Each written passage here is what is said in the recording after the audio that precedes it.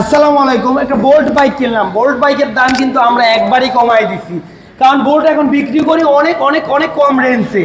যাই হোক, তারপরও বলবো সবাইকে, গাড়ি কেনার আগে ব্র্যান্ডের গাড়ি কেনার চেষ্টা করবেন। ব্র্যান্ডই হয়। তো বোল্ট গাড়িটা মোটামুটি একদম ফালাই দেওয়ার মতো না, কিন্তু এগুলা বিক্রির ক্ষেত্রে কিন্তু একটু স্লো আইটেমই হয়। আমি বিক্রি করি বিদায় যে বলবো তা না। এই বোল্টের জায়গায় যদি একটা এক্সপোশন হতো বা একটা MT-50 হতো, দাম থাকতো 2.5 লাখ 3 লাখ টাকা। যেমন নতুন কমে বিক্রি হয়, তেমনি পুরাতনও কমে বিক্রি হয়।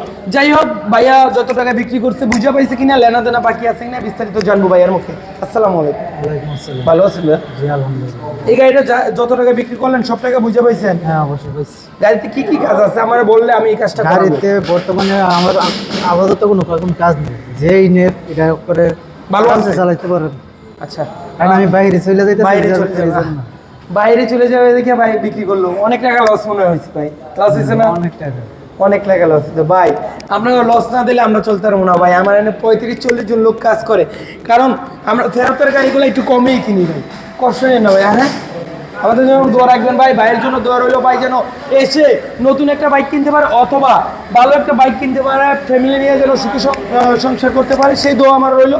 আপনারাও দোয়া রাখবেন। সবাই ভালো থাকবেন, সুস্থ থাকবেন। আল্লাহ হাফেজ।